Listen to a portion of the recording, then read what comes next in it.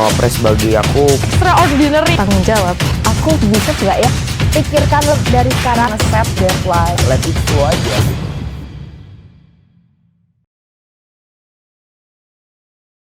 Oke, pertama nih Kak, perkenalkan diri dong. Dan Kakak ini sebagai apa sih? Oke, kenalin teman-teman semuanya, aku Satria Noval. Di sini sebagai mahasiswa berprestasi 3 di FISIP dan aku juga sebagai Mawapres utama di ilmu pemerintahan.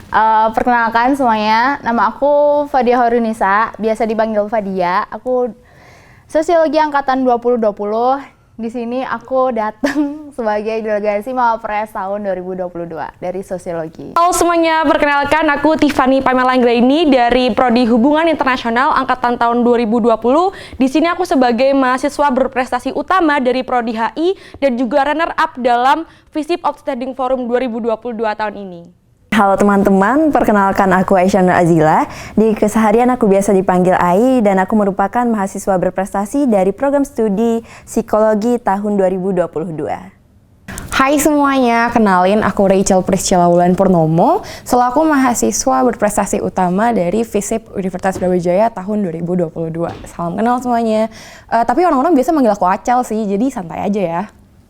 Halo teman-teman semuanya, perkenalkan aku Arifia Putri dari Ilmu Komunikasi angkatan 2020 selaku mahasiswa berprestasi utama Ilmu Komunikasi tahun 2022. Terus gimana sih perasaan Kakak jadi Mawapres? Sejujurnya dari aku ngerasa mungkin hal yang biasa karena udah ngerasain hal yang luar biasa itu dari prosesnya gitu. Wah, perasaannya ini ya.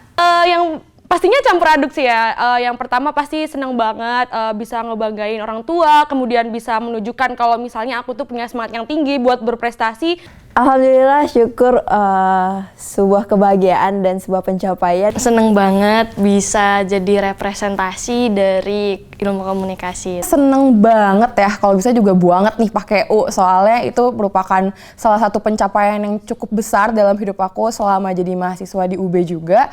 Dan selain senang, pastinya sangat amat bersyukur sih. Deg-degan, banyak campur aduk, deg-degan, ada sedikit tegang, seneng, ada bangganya juga. Terus kelebihan apa sih yang Kakak punya dan mengantarkan Kakak jadi Mawapres? Kalau ini seharusnya tanya di orang-orang sekitar nggak sih? Berbicara terkait kelebihan, kayaknya ini cukup subjektif ya. Menjadi mahasiswa berprestasi adalah perkara perjalanan gitu ya teman-teman. Salah satu kelebihan aku ini ya, punya semangat yang tinggi itu sih ya. Punya semangat yang tinggi, terus punya kemauan lebih gitu buat mencoba hal baru gitu ya. Terutama kalau misalnya buat ikut lomba. Kalau aku ngerasa mungkin aku anak yang liar kalau mungkin berpikir terutama untuk masalah saintis ataupun berbicara tentang inovasi. Kalau misalnya kelebihanku sendiri apa ya? Secara personal mungkin aku cukup fleksibel ya anaknya. Cukup fleksibel yang pertama, adaptif juga. Dan aku merasa aku tuh cukup bisa memposisikan diri gitu kan. Aku itu orangnya cukup pede dan juga berani untuk ngambil challenge yang baru. Kalau dari aku pribadi, banyak berkegiatan di bagian non-akademik seperti organisasi ataupun kegiatan-kegiatan volunteer dan juga kegiatan kepanitiaan lainnya. Apa sih gagasan kreatif yang Kakak bawa di ajang Pimapres kemarin dan boleh diceritain nggak sih tentang apa? Oke, gagasan kreatif ya yang aku bawa dalam Pilmapres tahun 2022 ini. Jadi perlu diketahui terlebih dahulu bahwa di pemilihan mahasiswa berprestasi itu mengharuskan kita untuk membuat sebuah gagasan kreatif yang spesifik di salah satu tempat yang ada di Indonesia kayak gitu ya. Gagasan kreatifku kemarin ngambil dari UN Goals ya, itu yang SDGs, yang nomor 2 yaitu End Hunger. Dan aku bikin suatu desa tapi dia tuh zero waste village, jadinya di desa itu mereka bisa memaksimalkan potensi mereka dalam bentuk produksinya, baik dari pangan, pakan, ataupun hal-hal sekitarnya yang di lingkungan mereka, seperti itu. Kemarin itu aku kasih sebuah sistem di mana keinginanku itu membuat pasar ya. Jadi itu gimana kita membuat pasar yang lebih ramah lingkungan dalam konteks pengelolaan limbah. Jadi kemarin itu kan masalah yang aku angkat itu tentang kesadaran masyarakat akan keberadaan limbah cair kan. Dan mungkin hal-hal tersebut itu belum banyak yang concern gitu, belum banyak yang melihat akan eksistensi dari potensi dampak buruk limbah cair itu sendiri. Cuman kemarin aku sempat dapat ide gimana sih caranya kita itu mengangkat wacana-wacana mengenai pengelolaan limbah cair lebih resisten lagi terhadap lingkungan, lebih ramah lingkungan lagi. Sehingga itu kemarin aku agak belibet ya, cuma kemarin itu aku berikan sebuah sistem kepada laundry self service di mana mereka itu bisa mengelola limbah mereka itu supaya tidak langsung dibuang ke drainase secara langsung jadi nggak langsung dibuang gitu tapi dikelola terlebih dahulu. Dan dari laundry self service ini mungkin bisa dilanjutkan nih pada konteks-konteks sentral limbah cair itu sendiri. Kemarin kan aku ngangkatnya itu tentang bagaimana peran mahasiswa. Jadi mahasiswa ini bisalah meningkatkan kesadaran ini dengan bentuk campaign atau bahkan membentuk pasar baru yang mempunyai wacana-wacana ke arah sana.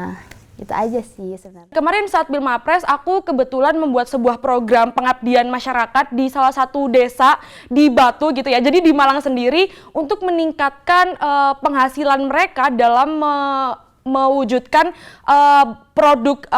produk dari bunga anggrek yang bisa dijadikan sebagai minyak essential oil atau minyak atsiri, dan produk tersebut diharapkan bisa untuk diekspor ke luar negeri gitu. Jadi bisa memaksimalkan nilai yang ada di dalam desa tersebut.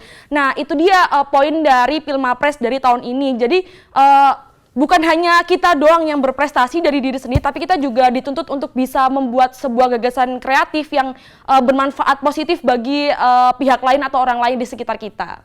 Kalau kemarin itu aku beranjak dari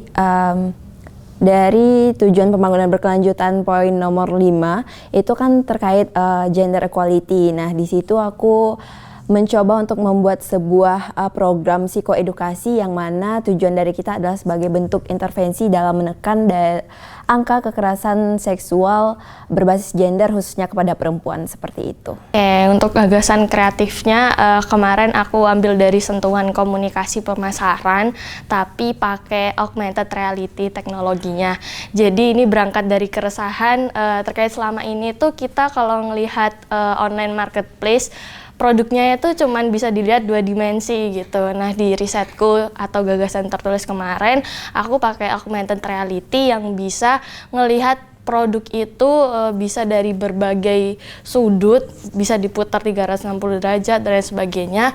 Dan itu aku tarik di istilahnya daya tarik pembeli itu kira-kira semakin meningkat nggak sih kalau misal produk itu tuh bisa. Oke.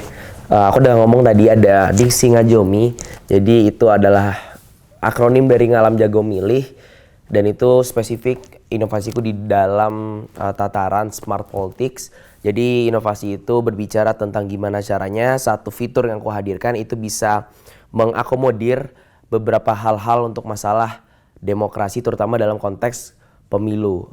Nah, kalau dalam inovasiku tuh berbicara tentang namanya politik elektoral. Nah, kita berbicara tuh sering sederhananya seperti awalnya itu ada pemilu kada, ada pemilu dan sebagainya macamnya. Jadi dalam satu fitur itu yang paling diunggulkan di fitur itu adalah jadi satu fitur misal ada 2 pasangan calon di Kota Malang, 2 pasangan calon itu punya visi misi apa, track recordnya apa dan sebagainya macamnya itu diakomodir di fitur itu. Jadi pemilih cuman buka satu fitur udah ngelihat visi misi si A, visi misi si B tuh begini, jadi bisa comparing gitu. Dibanding pemilih itu harus ke website tim sukses pasangan A, tim sukses pasangan B, dan itu menurut aku kompleks dan aku coba sederhanakan melalui fitur itu gitu. Oke, selanjutnya apa sih Kak arti Mawapres buat Kakak? Arti Mawapres bagi aku, wah pertanyaan sulit ini ya. Aduh, ini pertanyaan yang masih jadi kebingungan aku juga ya. Apa sih arti Mawapres? Apakah cuma title aja atau emang ada arti khusus? Kalau semisal Mawapres buat aku adalah bukan soal jabatan ya, tapi soal tanggung jawab. Gimana kita bisa jadi representasi terbaik dari segi prestasi itu sendiri. Mawapres bagi aku itu adalah sebuah proses dan sebuah usaha untuk menjadi pribadi yang lebih baik lagi. Kalau misalnya buat aku sendiri, Mawapres kemarin tuh sebuah ajang proses ya, dan proses yang benar-benar berimpact besar, terutama terhadap mental, bukan mental ya, terlalu drama banget ya kalau ngomong mental. Cuman jujur, aku punya belajar banyak banget dari mana kita harus berusaha, kita harus reach out. Sebagai reminder buat aku ya, kalau misalnya aku ditanyai aku jadi Pilmapres buat apa sih, itu lebih ke reminder aja sih, karena semangat tuh pasti naik turun kan. Jadi aku pengen membuat diriku itu ada di posisi dimana aku harus semangatnya tuh harus sama gitu kayak aku yang sekarang, sama kayak kemarin Pilmapres. Karena dengan aku menyandang title Pilmapres itu aku dituntut untuk bisa lebih semangat lagi buat mencapai hal-hal yang belum aku capai sampai sekarang gitu. Sebagai aku satu label yang berat, karena gimana pun caranya aku rasa Mawapres itu identik dengan orang yang suka berinovasi dan suka melakukan hal-hal yang bersifat tulisan dan sebagainya macamnya gitu. Dan tidak memungkinkan juga teman-teman banyak yang berprestasi di dunia non-akademik seperti minat bakat, futsal, basket, sebagainya macamnya. Tapi bagiku Mawapres itu orang yang memang capable di bidangnya. Jadi keywordnya itu sih sebenarnya. Tapi kalau buatku pribadi itu lebih dari sekedar mahasiswa berprestasi aja, karena selain berprestasi, ketika kita diberikan title itu diharapkan juga memberikan impact. Jadi menurutku Mawapres itu adalah bagian dari mahasiswa yang bisa memberikan dampak bagi teman-teman sekitarnya. Apa sih perubahan yang terjadi sebelum dan sesudah kakak jadi Mawapres? Ini ya mungkin ya, aku jadi lebih berani yang pertama, dan yang kedua lebih melihat lagi gimana sih batasan-batasan yang aku punya gitu. Maksudnya kan karena kemarin itu Mawapres itu sebenarnya kan juga ajang yang cukup besar ya. Di sana itu aku jadi paham gitu, gimana aku akhirnya bisa melewati limit dari diri aku sendiri. Gimana rasanya aku bisa melewati batas dari usaha diri aku sendiri. Kalau perubahan mungkin perubahan habit atau sikap gitu ya teman-teman. Sekarang kalau ketemu teman-teman yang lain kayak sering di-mention Mawapres dan sebagainya. Nah itu ngebuat aku semakin bukan kayak meninggi atau apa, semakin ingat dah kira-kira dengan jabatan yang diberikan ke aku ini, aku bisa ngasih apa sih buat ilmu komunikasi dan teman-teman yang lain. Untuk perubahan dari aku nggak ngerasakan signifikan, tapi perubahan dari mungkin di inner pribadiku tentang gimana caranya ada beban baru lagi yang sebenarnya harus ku jawab dan harus ku coba tata gitu. Dalam artian, oke, aku hari ini sebagai Mawapres berarti di kelas, karena aku betulan juga di ilmu pemerintahan itu peminatan inovasi pemerintahan. Berarti ketika berbicara inovasi, seharusnya yang diharapkan oleh publik, teman-temanku lah gitu, ngelihat Mawapres itu berarti dia kalau ngomongin inovasi itu bisa dikatakan lebih satu langkah dari kita gitu. Belum dan sesudah pasti ada sih ya, pasti ada, cuman lebih ke eksternal sih. Kalau misalnya internal sendiri aku sama aja sih, kayak dulu juga semangat buat ikut lomba, terus apalagi setelah Pilmapres ini makin semangat lagi kayak gitu. Tapi kalau misalnya di bidang eksternal tuh ini sih lebih dikenal sama orang aja sih, kayak oh ini Tiffany ya gitu, yang dari HI itu ya gitu. Ini Mawapres HI nggak sih kayak gitu. Itu sering banget gitu. Apalagi ketika aku ada di kelas, apalagi kalau misalnya ada di lingkungan prodi aku gitu ya. Itu biasanya banyak dikenal orang. Tapi dengan hal-hal seperti itu, dengan kondisi seperti itu, aku jadi lebih termotivasi gitu sih. Oh, orang-orang udah kenal aku nih, jadi aku harus bisa untuk menjaga gitu loh, menjaga motivasi aku, semangat aku buat terus bisa berprogres dengan semangat yang udah aku punya sebelumnya gitu sih. Oke, kalau aku sendiri sih mikir kayak kan kita udah punya titel ya, udah punya sebuah tanggung jawab sebagai seorang mahasiswa berprestasi, dan bagi aku sendiri itu kayak aku deserve gak ya mempunyai titel ini, dan apa sih yang bisa aku buktikan ke orang-orang bahwa aku memang pantas dan layak untuk menjadi mahasiswa berprestasi itu. Dan mungkin efeknya juga berpengaruh ke gimana cara aku belajar sekarang, ke gimana aku berkomunikasi dengan orang-orang sekarang, dan gimana aku sebagai mahasiswa dari yang sebelum menjadi Mawapres sampai yang sudah menjadi Mawapres ini, seperti itu.